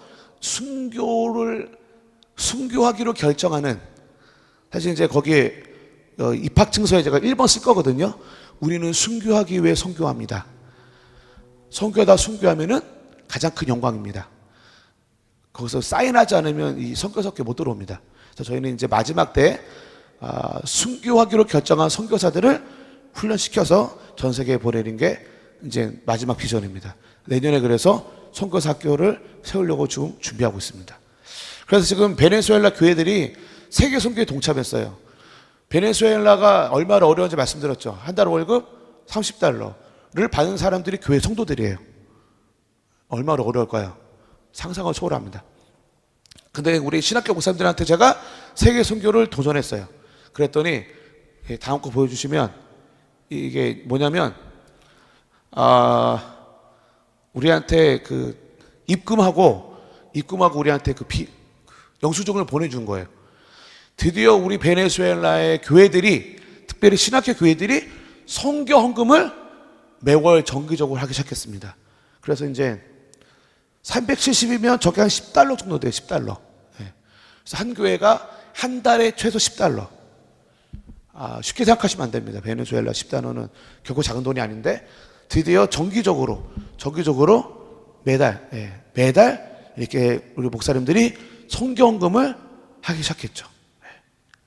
그래서 지금 저희가 저희 제자 아까 3개월 합숙하는 훈련 있죠.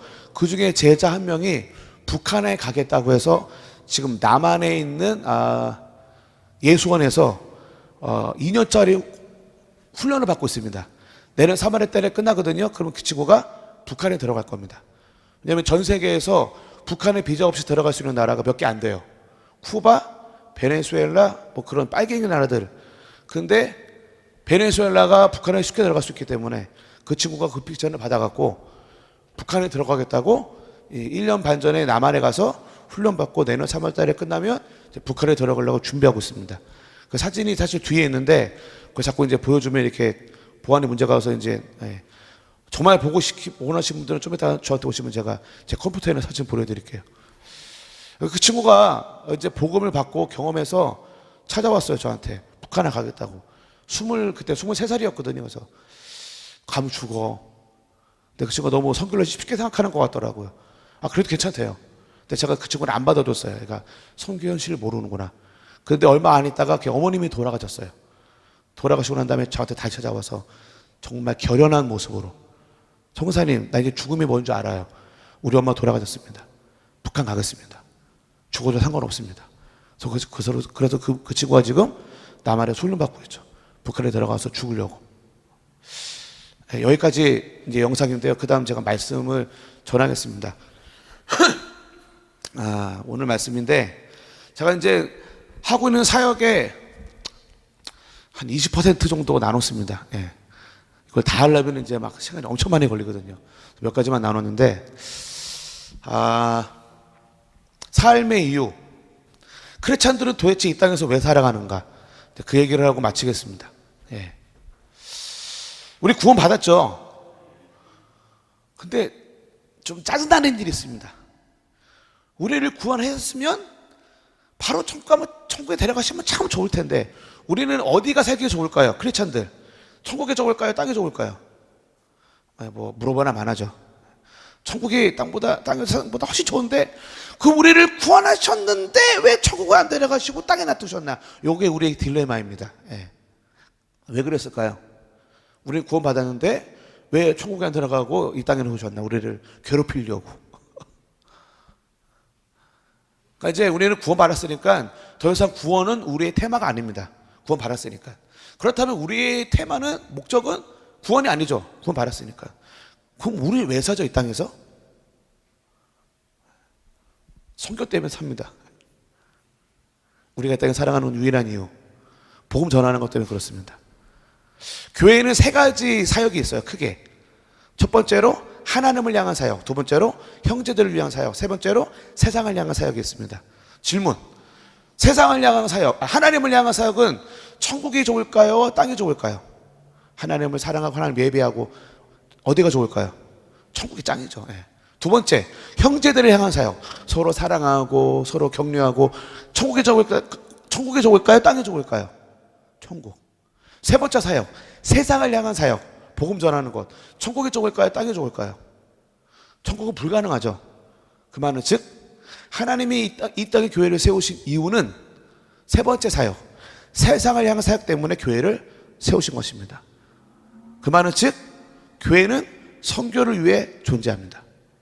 선교가 교회를 위해 존재하는 것이 아니고 교회가 선교를 위해 존재합니다. 근데 사단이 우리를 이제 속였죠. 선교가 교회를 위해 존재하는 것처럼. 그래서 선교가 교회의 많은 사기한 파트가 돼버립니다. 틀렸습니다. 교회가 선교를 위해 존재합니다.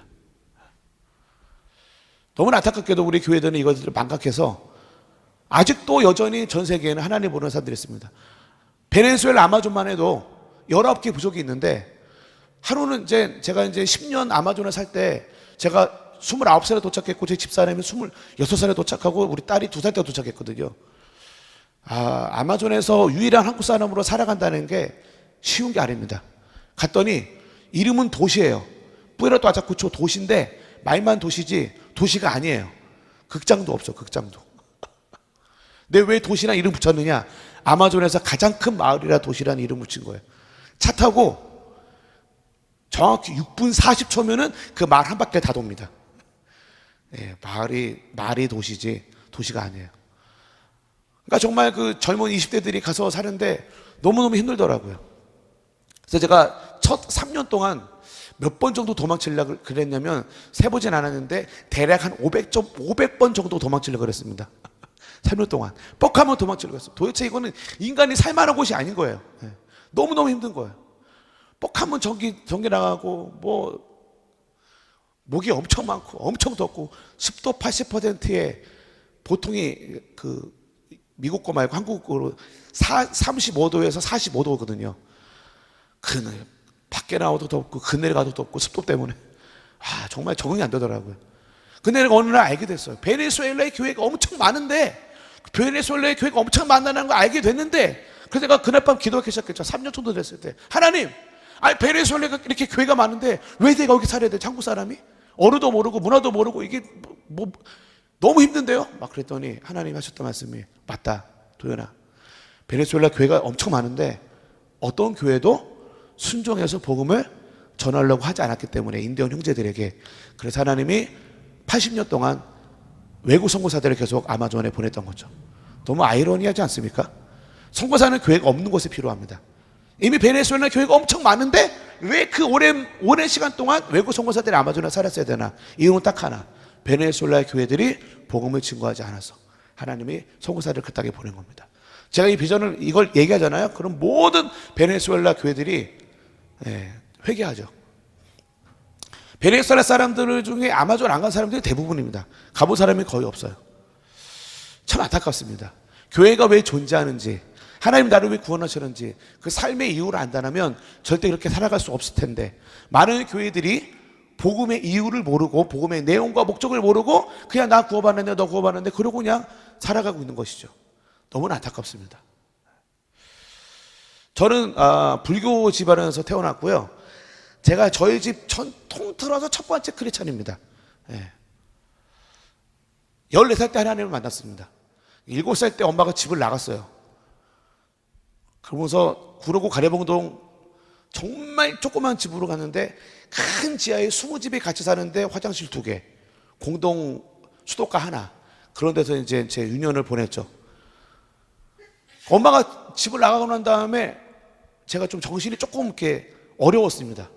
그래서 어린 나이에 8살, 9살 그 나이에 내 인생이 해석이 안 되는 거예요. 그래서 나는 누구인가, 인생은 무엇인가 그런 거 알고 싶어서 막 소크라테스 책 읽고 막 그랬는데 물론 하나도 이해를 못했죠. 근데 단지 저는 알고 싶었어요. 근데 9살에 어떤 아줌마가 집에 들어와서 제 엄마라는 거예요. 그래서 저 아줌마가 내 엄마? 해석이 안 돼요, 해석이. 그래서 저도 한 4년 됐을 때 이제 결국 집에 나와서 이제 길거리에서 친구들이랑 같이 살았는데 가끔 학교 다니고. 그러니까 이제 항상 그 엄마의 빈자리를 채우기 위해서 항상 이렇게 미친 사람처럼 살았던 것 같습니다. 그러다가 중학교 2학년 때 하나님 만나는데 그날 밤 하나님을 만난 날 그날 밤 술 담배 끊고 집에 돌아가서 이제 정상적으로 학교를 다니면서 살기 시작했습니다. 전도를 안 했는데 제 친구들, 길거리에서 같이 살았던 친구들의 대부분이 하나님을 영접했어요. 난 전도도 안 했는데. 왜냐면 그 친구들이 하나님 살아계시다. 우리 가족 전도 안 했는데 우리 가족이 어느 날 하나님 살아계시다. 그래서 이제 대부분의 가족들이 우리 큰형 빼고 이제 다 크리스찬이 됐죠. 그렇게 이제 하나님을 만나고 고등학교 1학년 때 선교사로 헌신했습니다. 한 번밖에 없는 인생 뭐하다 살고 죽을까? 가장 가치 있는 일을 해야 되는데, 근데 선교가 뭔지도 몰랐거든요. 근데 고등학교 1학년 때 선교사라는 걸 알게 돼서 이거다. 그래서 고등학교 1학년 때 제 삶을 하나님께 드리게 됐습니다. 그 후로 지금까지 선교 말고는 이제 생각해 본 게 없고요. 지금까지 이렇게 살게 됐습니다. 근데 만약에 한국에 제가 없으면 한국 기독교계에 어떤 일이 벌어질까요? 제가 한국에 없으면 한국 기독교계에 어떤 일이 벌어질까요? 아무 일도 벌어지지 않습니다. 아무런 문제가 없어요. 저 말고도 한국에 뭐 대단하신 분들 많기 때문에. 근데 만약 제가 아마존에 없었다라면 11개 부족은 어떻게 됐을까요? 하나님 몰랐겠죠. 그게 선교입니다. 삶의 이유입니다. 난 구원받기 때문에 더 이상 구원은 내 삶의 목적이 아니에요. 구원 받았으니까. 그렇다면 날 구원하셨는데 천국에 데려가지 않고 이 땅에 내어놓으신 이유는 또 다른 영혼 구원하라고. 그게 유일한 크리스찬들이 이 땅에 사랑하는 이유인 줄로 믿습니다. 130년 전, 이제 140년 됐는데 한국 아시죠? 한국의 역사. 아무도 한 명의 크리스찬도 없었습니다. 그때 수없이 많은 선교사님들이 유럽에서, 미국에서, 캐나다에서 한국에 왔는데 너무나 놀랍게도 역사를 공부해보면 그때 당시 그 선교사들을 파송했던 교회들이 선교사들한테 그랬대요. 왜 한국? 한국 갈 바에 다른 나라에 가. 왜 그런 나라에 가라고 얘기를 했답니다. 그러니까 교회들이 볼 때에도 한국은 소망이 없는 거예요. 차라리 다른 나라가 선교하는 게 낫다라고 생각했지만 그럼에도 불구하고 선교사들이 헌신을 해서 순종해 한국에 왔기 때문에 지금 저와 여러분들이 이렇게 구원받고 한국에 어마어마한 부흥이 있은 줄로 믿습니다. 그게 우리가 이 땅에 살아가는 이유인 것이죠. 다시 한번 말씀드리지만 우리가 정말 구원받았다면 더 이상 구원은 우리의 삶의 목적이 아닙니다. 근데 우리를 왜 천국에 안 데려갔죠? 도대체 이 땅에 왜 내오는 것이죠? 그것이 바로 삶의 이유인 것이죠.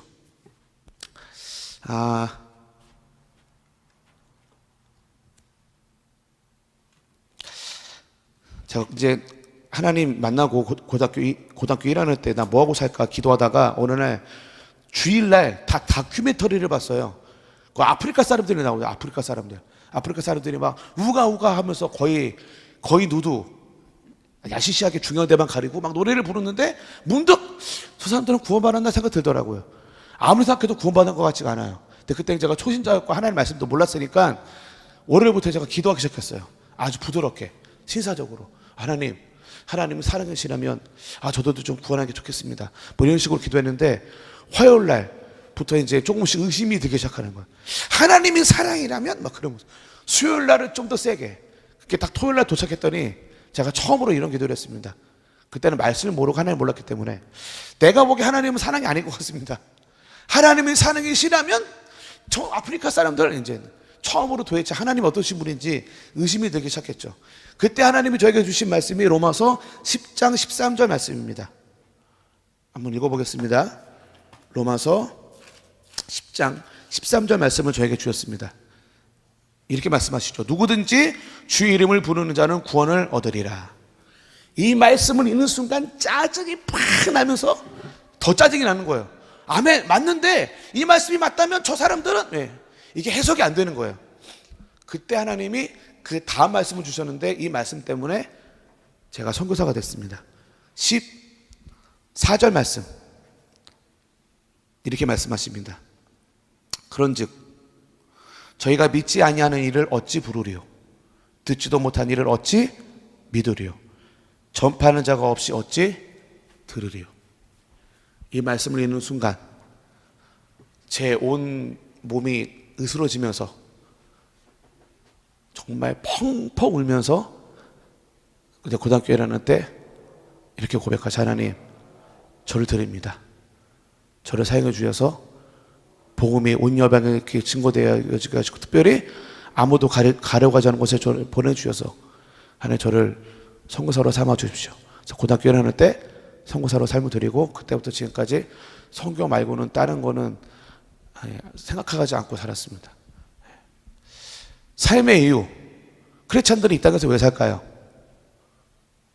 잘 먹고 잘 살려고. 성경에서는 주님이 오실 날에 아무도 모른다고 말합니다. 그렇다면 오늘 밤에도 오실 수 있겠네요. 성경적으로 보면은 아직 이제 그리스도가 안 나타났으니까 이제 오늘 밤에 안 오시겠지만 그럼에도 불구하고 만약 오늘 밤에 오신다라면 주님이 다시 오신다라면 한 3시간 정도 남았는데 어떻게 하나님 만나시겠습니까? 성경에서 세 부류를 말합니다. 일 가며 만나는 부류, 창피해서 만나는 부류, 기쁨의 눈물을 흘리며 만나는 부류가 있다고 말합니다. 여러분들은 오늘 밤에 하나님 오시면 어떻게 하나님 만나시겠습니까? 그거는 어떻게 살았는지 보면은 알 수 있어요. 그럼 저는 모르겠고, 제가 물어보죠, 크리스찬들한테. 여러분, 천국 정말 믿습니까? 아멘! 하는데, 솔직히 저는 의심이 들어요. 믿음은 우리가 숨길 수 있는 것이 아니고, 어떻게 살아가는지, 그 삶이 믿음이기 때문에, 그 삶을 보면은 너무나 놀랍게 영원히 살 것처럼 이 땅에서 살아가는 모습들 보면은 그 삶은 즉, 천국을 안 믿는다는 뜻이죠. 그래서 이 주제는 이제 제가 주일날 아침에 좀 더 깊이 나눌 건데, 오늘의 주제는 우리는 이미 구원 받았는데 그럼에도 불구하고 우리를 천국에 데려가지 않으시고 이 땅에 두신 이유는, 그 삶의 이유는 복음 전하는 것 말고는 없습니다. 그게 삶의 이유입니다. 산에 올라가자는 얘기가 아니고요, 정반대입니다. 세상 사람들보다 우리는 더 빡세게 살아야 됩니다. 제가 파송받은 그 은혜하는 교회는 정말 어마어마하게 빡세요. 장난이 아닙니다. 제가 17년 됐는데 아직 안신년을 가져본 적이 없습니다. 이유는 우리 목사님 때문에. 우리 목사님은 42살에 하나님 만났는데 백만장자였대요. 하나님 만나자마자 집 다 팔아버리고 그걸로 이제 교회를 개척하였습니다. 하나님 은혜 주셔서 이제 교회가 막 성장을 했죠. 수천 명의 모임이다. 선교사를 파송하기 시작해요. 근데 우리 목사님이 처음 교회 개척할 때 새 가정이라고 했는데 첫 설교가 그거였대요. 우리 교회는 50% 이상의 헌금을 선교비를 쓰겠습니다. 동의하지 않는 사람 나가세요. 세 가정밖에 없는데. 세 가정이 동의를 해서 42년 전에 그렇게 교회가 시작됐습니다. 42년 동안 이거는 깨지지 않고 교회 헌금의 반 이상을 성경금으로 보냅니다. 미니멈이 반이에요. 그러니까 이제 막 주변에 있는 교회들이, 아니 헌금을 이렇게 다 쓰면, 헌금을 쓰면 어떻게 교회를 유지하겠냐고 그렇게 걱정했던 많은 교회들은 사라졌지만 하나님께서 우리 교회를 통해서 전 세계에 수없이 많은 교회들을 세우셨습니다. 지금까지 300명 넘는 선교사들을 50개가 넘는 나라에 파송을 했고 전 세계에 지금 교회를 세우고 있는 것이죠. 정확히 이해를 하셨던 것 같아요. 교회가 선교를 위해 존재한다는 것을.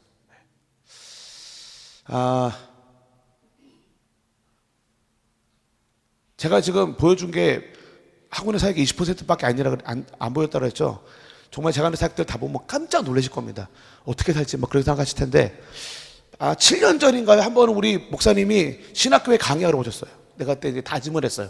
오늘 목사님 모시면 내가 반드시 얘기를 하리라. 목사님 피곤합니다. 쉬고 싶어요. 먼저 멘트를 연습을 했어요. 멘트를 목사님께 말씀드리려고. 공항에서 딱 기다리는데 70 먹은 사모님이 80 먹은 목사님을 휠체어를 끌고 왼손으로는, 오른손으로는 이민 가방을 끌고 공항에서 새벽 2시에 이렇게 나오시더라고요. 그때 제가 40살이었는데 그거 보면서 젠장 오늘도 말 못하겠네. 그렇게 멘트를 연습했는데 결국 말을 못하고 모시고 신학교에 올라갔어요. 근데 그때 한 주간 너무 내가 마음이 불편한 거였어. 결국은 내가 목사님한테 짜증을 냈어. 목사님! 목사님 이렇게 사시니까 우리가 주의 말 선교사들이 못 쉬는 거라고. 목사님이 좀 쉬자고 그래도 쉬는 거 아니냐고 막 그랬더니 짜증을 냈는데 목사님이 그때 어떤 말씀하셨냐면, 도윤 선교사 난 자네 말을 이해 못하겠다고. 왜 뭐 이해 못하시냐고. 그랬더니 목사님이 이런 말씀을 하시더라고요. 아니 천국에 가면 영혼은 쉴 건데 왜 자꾸 땅에서 쉬려고 그러냐고. 근데 이 멘트를 좀 띠까띠까 노시는 분이 하면 무시할 텐데 우리 목사님은 휠체어 타고 매주 다른 나라 데리고 다니셨어요. 그러니까 아직도 우리는 미스테리한데, 그래서 한 번에 제가 물어봤어요. 목사님, 그렇게 매주 다른 나라 다른 데리고 다니면 시차 적응을 어떻게 해요? 물어봤더니 아까 제가 말씀드렸는데 목사님이 그러시더라고요. 시차를 안 느끼면 된다고. 그럼 뭐 이상한 목사님, 우리 목사님이었기 때문에 17년 동안 안식년도 한번 못 갖고 지금까지 이렇게 쎄 빠지게. 그래서 우리 교회에 소문이 있어요. LA에서 소문이 있는데 아주 이상한 교회다. 저 교회 가면 뼈도 못 추린다. 뭐 이런. 우리 교회 속에서 이제 장로님 정도 됐다. 그러면은 장로님까지 그냥 뭐 교회 집사님 정도 됐다. 그러면 1년에 선교를 한 대여섯 번 정도 가줘야 이제 뭐 선교 좀 한다. 뭐 이런. 근데 장로님들 보면은 요번에도 만나보니까 뭐 보통 10번씩 가더라고요. 선교를. 제가 걱정이 돼서 장로님 그 사업은 어떻게? 제가 걱정이 돼요. 요번에도 어젯밤에 만났던 장로님이 그 법인 회계사 하시는 분인데 거기 계신 변호사들이 그런데요. 회사가 잘 안 굴러가면은 우리 장로님한테 부탁한대요. 선교 안 나가냐고. 너크리스찬들인데 이 장로님이 선교를 안 나가면 회사가 잘 안 굴러간대요. 대표적인 우리 교회 엄청 유명하신 장로님, 홍 장로님이라는 분이 계시거든요. 그분도 엄청난 기업을 갖고 계신 분인데 골프장갑 만드는 공장 엄청난. 근데 그 공장에 직원들이 그렇게 많은데 그 직원들이 항상 그런대요. 장로님, 선교를 나가시라고. 선교를 나가면 막 엄청나게 들었는데 그분이 피곤해갖고 이제 나이가 80이 안 되셨고 요즘에 이제 선교를 안 나가려면 직원들이 그렇게 괴롭힌대요. 선교를 나가셔야 된다고. 선교만 나가면 막, 예. 그래서 그분 혼자만 매년 많이 헌금할 때는 그분 혼자 막 8억씩 헌금, 선교 헌금만 뭐 그런. 그래서 이제 우리 교회는 제가 봐도 제정신은 아니야. 다 미쳤어. 그런데 제가 이번에 저번 주 금요일 날 설교할 때도 그랬죠. 정말 천국이 있다라면 우리 교회가 정상이고 정말 천국이 없다라면 우리 교회는 이상한 교회다 라고 얘기를 했습니다. 많은 우리 성도님들이 막 지쳐 있어요. 사역이 너무 많으니까. 그래서 이게 바로 축복받은 교회이다. 정말 천국이 있다라면 우리는 더 쎄빠지게 사역을 해야 되고 천국이 없다라면 교회를 떠나라. 저 개인적으로 정말 천국이 있다고 믿습니다. 많은 분들이 저를 보면서 20대 때 어떻게 그 베네수엘라에서 해서 그런 말씀을 하시는데 뭐 이해는 해요. 왜 이렇게 말씀하시는지. 저는 근데 반대로 그런 분들을 보시면서 천국이 있는데. 그래서 우리가 이 땅에서 어떻게 하면 편하게 살까를 고민하면 안 됩니다. 어떻게 하면 더 빡세게 살까? 주님 오셨을 때 이를 갈면서 두려움 가운데 아니면 부끄러움 만나기 원치 않는다라면 하나님이 주신 이 구원, 복을 갖고 우리는 무엇을 하고 살아갈 것인가? 천국과 사람을 만나는데 너 뭐 했냐? 예수 그리스도의 내 아들의 피로 뭐 했냐? 집 세 채 샀습니다. 과연 그렇게 말을 할 수 있을 것인가? 진짜 복음을 안다라면 절대로 그렇게 살아갈 수가 없습니다. 너무나 안타까운 건 제 경험상 크리스찬들은 천국을 믿지 않습니다. 그래서 이렇게 삽니다. 이거는 뭐 서로 이렇게 속이고 아름답게 얘기할 콘텐츠가 아니고요. 저 성도님들 모르지만 딱 하루만 어떻게 사는지 보면은 믿음을 숨길 수가 없어요. 불가능합니다. 여러분들의 시간과 돈과 미래와 그 모든 것들을 어디에 투자하며 사는가를 보면 그냥 한 방에 알 수가 있습니다. 천국을 믿는지 안 믿는지. 물론 물어보면 아멘 하겠지만 저는 그 대답을 믿지는 않습니다. 그 삶을 믿기 때문에. 그 말은 즉 이 땅의 크리스찬들은 천국을 안 믿습니다. 그래서 이렇게 삽니다. 천국을 정말 믿는다라면 뭐 인류의 정말 그런 거 안 믿어도 돼요. 질문 있습니다. 안 죽으시는 분 손 들으세요. 다 죽으세요? 인정하시네. 다행이네요. 언제 죽을지 아시는 분 손 드세요. 네. 준비하고 살아야 됩니다. 이 주제를 주일날 좀 더 깊이 다루겠지만 뭐 인류의 종말을 믿든 말든 관심이 없고 개인의 종말이 있습니다. 예수님께서 입을 벌려서 처음 선포하신 복음은 회개하라 천국이 가까웠다 말씀하십니다. 왜냐하면 모두가 다 죽기 때문에 천국이 가까운 것이죠. 언제 주님이 나를 부르든 주님 앞에 갔을 때 내가 너를 구원했다. 너의 아들 예수의 피로 예수 그리스도의 피로 너 뭐 했느냐? 차 두 대 샀는데요. 그렇게 말씀하시면 안 됩니다. 인생의 본질은 죽고 난 이후에 하나님 앞에 섰을 때가 바로 인생의 본질입니다. 그때 두려움 가운데 부끄러운 하나님 만나기 원치 않으신다면 지금 잘 살아야 됩니다. 지금이 천국에서 어떻게 사는지를 결정하는 시간이기 때문에. 그래서 집사람이랑 결정했죠. 집사람도 첫 번째 크리스찬이고 저도 우리 집의 첫 번째 크리스찬인데 둘이 만나서 우리의 젊음과 인생을 바쳐서 영생을 준비하자. 가장 가치 있는 데 투자하자. 어디가 가장 빡세냐? 베네수엘라, 아마존. 그래서 이제 살았고, 지금도 베네수엘라는 선거사들 다 떠나고 아무도 안 옵니다. 정말 아까 말했던 것처럼 소망이 없어요. 망했습니다. 그런데 사실 우리는 그렇게 별로 안 중요해. 많은 안 만나는 게 중요한 게 아니라 하나님의 뜻이 무엇이고 하나님이 뭘 원하시냐가 중요하고, 삶의 이유가 이 땅에 살아가는 이유가 뭔지가 중요하기 때문에 우리 그렇게 결정했고, 단 추후에 의심이 아니고 뭐라 그러지? 후회가 없습니다. 제 아들이 있습니다. 이제 딸은 아마존으로 이제 헌신했잖아요. 저희가 기도 제목이 하나 있습니다. 저희 아들 15살 사춘기가 시작되는데, 사춘기가 끝날 때 저를 고백 듣고 싶습니다. 아빠, 나도 선교사 될래. 그래서 내가 이제 아들한테는 얘기했어요. 아빠가 강요하는 건 아니야. 근데 만약에 네가 선교사가 되면은 네가 어디가 가장 빨리 죽을 수 있는지 내가 너한테 추천해 줄게. 뭐 북한이나 시리아 같은데 그런 데에서 확 가서 빨리 죽을 수 있는 그런 데. 이렇게.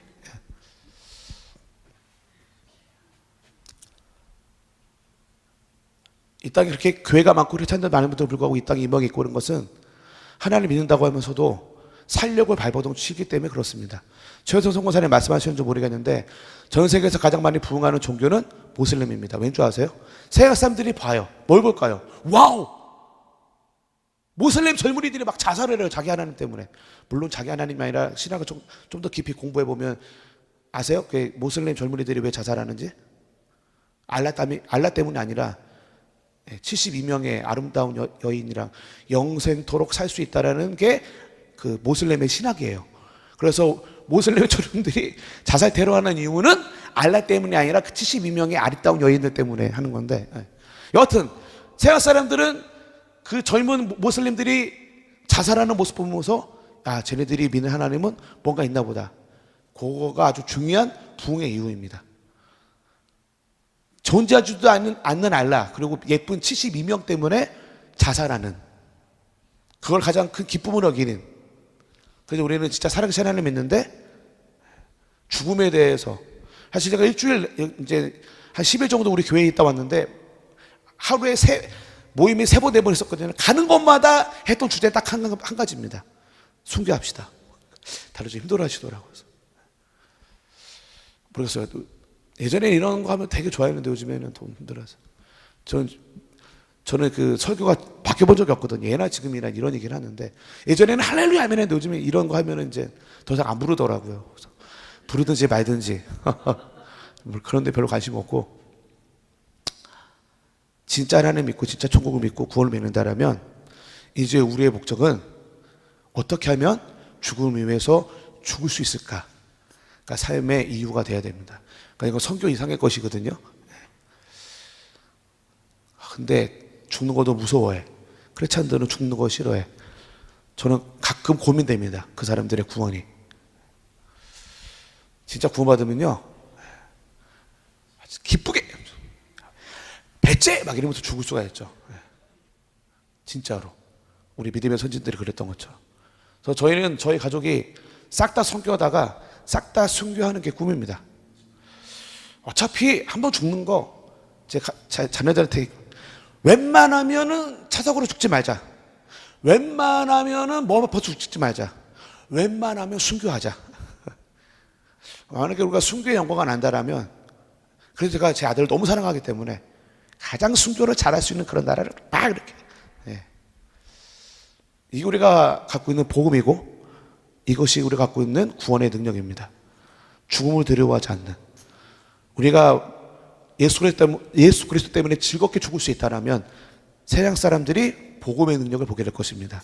로마 시대 때 가장 많이 복음을 전했던 순간이 언제냐? 그 콜로세움에서 크리스찬들이 로마 사람들이 막 놀리고 할 때 그 불 가운데서 십자가에서 기름 튀길 때 죽음을 두려워하지 않고 기꺼이 예수 그리스도로 말미암아 죽는 그 순간 수없이 많은 복음을 증거하게 됐습니다.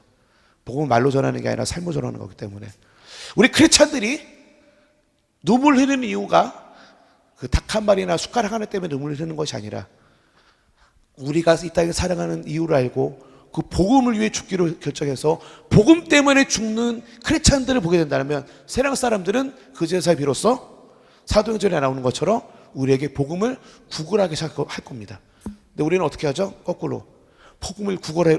나한테 금 이따만 하는 거에 제발 받아줘. 이런 구걸을 해도 세상 사람들이 복음을 받아주지 않는 이유는 그 사람들이 봤던 우리의 복음의 가치가 100불짜리밖에 안 되기 때문에 우리가 100불짜리 복음을 전하면 세상 사람들이 뭐라는 줄 아세요? 아유, 나 200불 있어. 정말 싸구려 복음. 하지만 크리스찬들이 복음 때문에 기꺼이 죽기로 결정하고 살아간다면 그제서야 비로소 세상은 우리가 갖고 있는 복음의 가치를 알게 될 것입니다. 우리에게 복음을 달라고 사도행전처럼 구걸하기 시작할 것입니다. 세상 사람들이 우리를 무시하는 이유는 그들의 문제가 아니고 우리들의 문제죠. 그러니까 3개월 동안 대학생에서 2년 동안 신학교에서 가르치는 게 요겁니다. 복음이 무엇인지. 그래서 맨 마지막에는 애들이 어떻게 어떤 찬양을 해준지 아세요? 주님 뜻대로 이 찬양을 하는데 내가 처음에 이 찬양을 했을 때 애들이 엄청 비웃었어요. 형사님 이거는 5세기 찬양 아닌가요? 막 이 시대에 누가 이런 찬양을 막 그래요. 근데 여기 영상에 이제 잘 안 나오는데 지금 우리들은 그 대학생 졸업한 애들 있죠. 이 찬양을 부르잖아요. 지금도 다 울어요. 왜냐면 그걸 알게 되는 거죠. 3개월 동안 복음을 배웁니다. 자기들 갖고 있던 모든 계획들 다 내려놓고 주님을 위해 죽기로 결정하는 일들이 벌어져서 죽음을 두려워하지 않은 아이들이 나가서 20대들이에요. 근데 이미 그 도시에서 어마어마한 영향력을 끼치며 하나님께 놀랍게 사용하고 있는 애들이 그 아이들입니다. 사실 우리는 복음을 잃어버렸죠. 싸구려 복음 100불짜리. 우리가 정말 주님을 위해 죽기로 결정하고 그런 삶을 살아간다면 그제서야 주님께서 이 교회를 통해서 이 땅의 크리스찬을 통해서 수없이 많은 영혼들을 구원할 줄 믿습니다. 삶의 이유는 어떻게 하면 예수님의 것을 잘 먹고 잘 살자가 아니라 어떻게 하면 주님을 위해 죽을 것인가. 이것이 바로 이 땅에 살아가는 크리스찬들의 삶의 이유인 줄 믿습니다.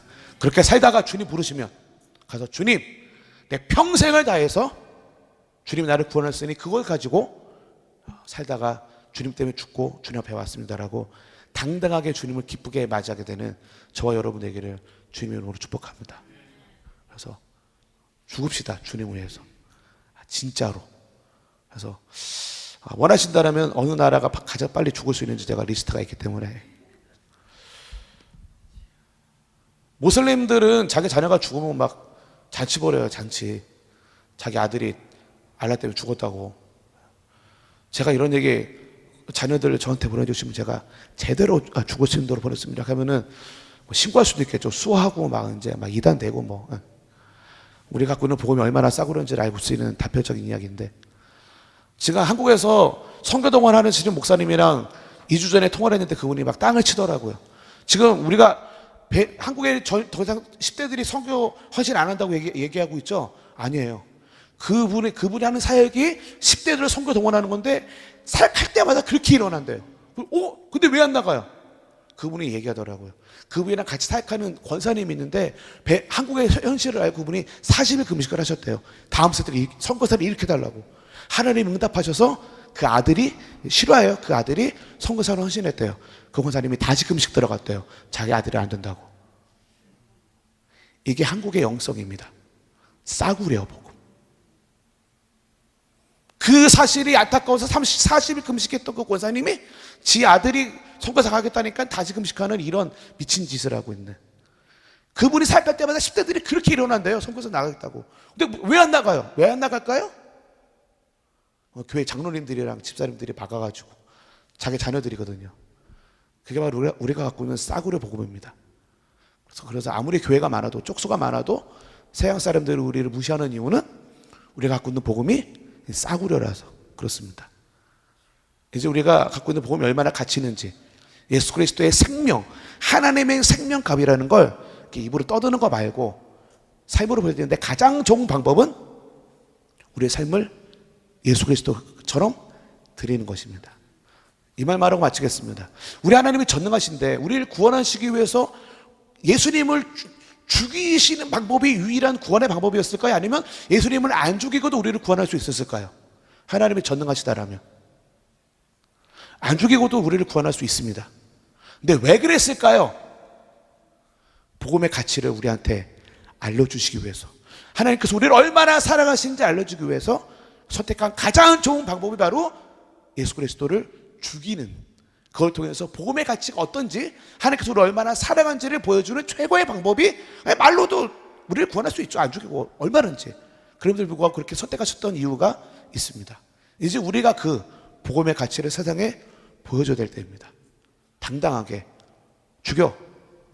네가 날 죽여도 난 예수 그리스도를 절대 부인할 수 없어 라고 하며 예수 그리스도 때문에 죽는 일들이 벌어진다라면, 우리 구원받았잖아요. 구원받았기 때문에 더 이상 진짜 크리스찬은 절대로 두려워하면서 죽지 않습니다. 진짜 구원받은 사람들은